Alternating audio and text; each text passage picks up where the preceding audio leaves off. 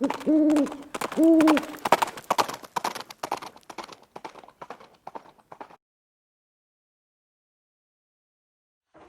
guys, it's Viejo here, and it is the last week of August here in 2023. Got a warmish day here on the central coast of California. It's midday, about 80 degrees outside. I got 74 or so here in the garage, a little bit nicer inside than it is out. 67% relative humidity. This is episode 4 of this Henry's and Handgun series that I've been doing. And this is just an opportunity for me to get my Henry pistol caliber long guns out and pair them up with a single action revolver and go shoot the same ammo through both of them. And thus far, we started with the Henry Golden Boy 22 long rifle, and we paired that up with the Ruger single 6. Then we did the Henry 357 and paired that with the Cimarron Pistolero single action revolver in 38 357.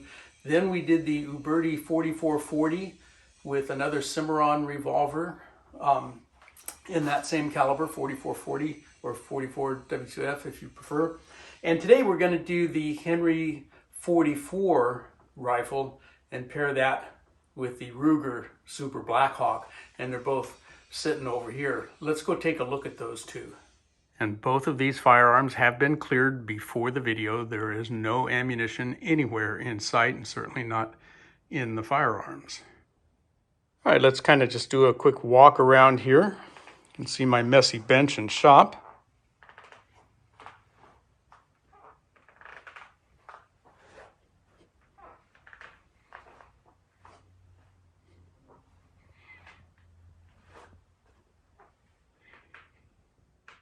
Here are these two firearms side by side. We've got the Henry Big Boy. This is the rifle length, not the carbine. 20-inch barrel, about 38 inches overall. Overall length, the barrel length is 20 inches. And I've been able to shoot, of course, 44 mag, 44 special, and even 44 Russian with a nice long-nosed key-style bullet. And then down below, here is our Ruger Super Blackhawk, with that nice color case hardened frame. That was a special edition. And this has been no safe queen. I've shot this guy quite a bit. Take a look kind of down the tubes of these guys here. On the Henry, we've got buckhorn rear sight, okay, brass bead up there in front. Okay, the Ruger got an adjustable rear sight and just a plain blade front sight. That Henry comes in on the scale at just over 7.5 pounds. It's like 7 pounds, 10 ounces or something like that, very close to that. And the Ruger is just over 3 pounds, 3 pounds and an ounce or two. Trigger pulls on both of these are almost the same at a little over 4 pounds, 4.25 pounds or so. Let's take a look at the trigger pulls. All right, I hope you can see that gauge, but let's do a trigger pull here. 4 and 5 ounces, a little over 4 pounds, 5 ounces. Let's do it again. Clear that out. Ready? Okay, so just over 4 pounds. Okay, and it does that pretty consistently, so it's a nice trigger break. You know, not. Let's go do a trigger pull here on the Henry. So we've got 4 pounds and a half ounce. Let's do another one.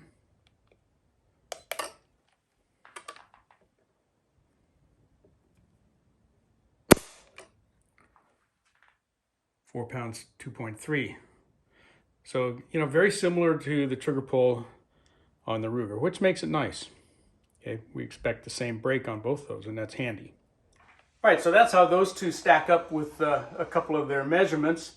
And then part of this is to be able to take the two firearms to the range and shoot the same ammo through them. And that's what we're going to do here with these guys. And the ammo that I'm using are cast bullets and, you know, hand loaded by me. These are 44 Specials. That bullet is the venerable Lyman 429-421 bullet. Okay, powder coated with a blend that I call gold ore. It's just a mix of two other colors anyway. Okay, we've got Federal primers. Use mixed brass. This brass all been fired 6 or 7 times, still in good shape. All right, so I didn't have a whole lot of this stuff loaded. I thought I had a full box when I got to the range, and I didn't. So we didn't shoot too many. Shot a half dozen rounds through each one just to kind of get them out and shoot them and show you guys. We'll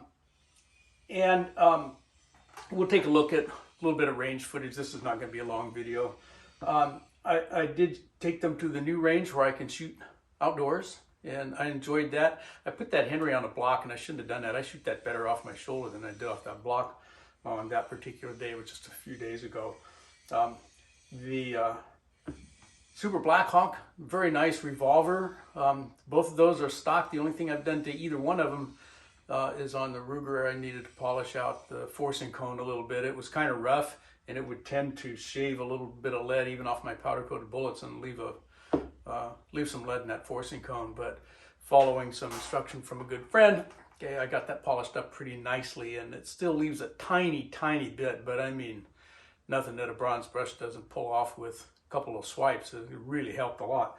So let's cut in a little bit of that range footage. We'll show you what we did there. Okay, nothing special, just want to show you me shooting them. Okay. And I need to mention that at the ranges that I was shooting, we shot the Henry at 25 yards and the Ruger at 15. The GoPros just don't pick up the targets that far out. You can't see diddly. So I'll show you the target after we do a little bit of shooting, and all you're going to see is me sitting there cranking the lever a few times and cocking a camera a couple times at the shooting station. But then I'll show you the target, and we'll see how we did.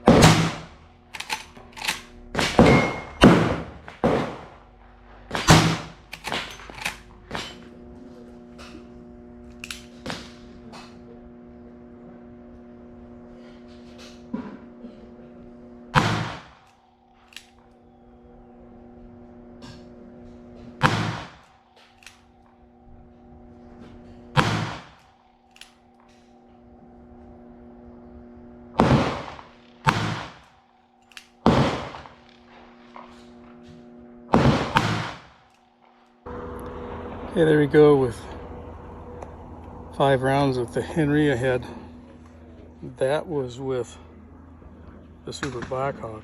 Not that great. All right, I think that'll do it for this one. If you have a Henry, big boy, you know, in a pistol caliber, leave a comment down below, or maybe you've got a Ruger Super Blackhawk and have enjoyed casting and or loading and or shooting that one. Let me know about it. It's always good to talk to other folks who are doing the same kinds of things. And I hope you enjoyed some of that. But I think from the Viejo bench for now, that's all she wrote.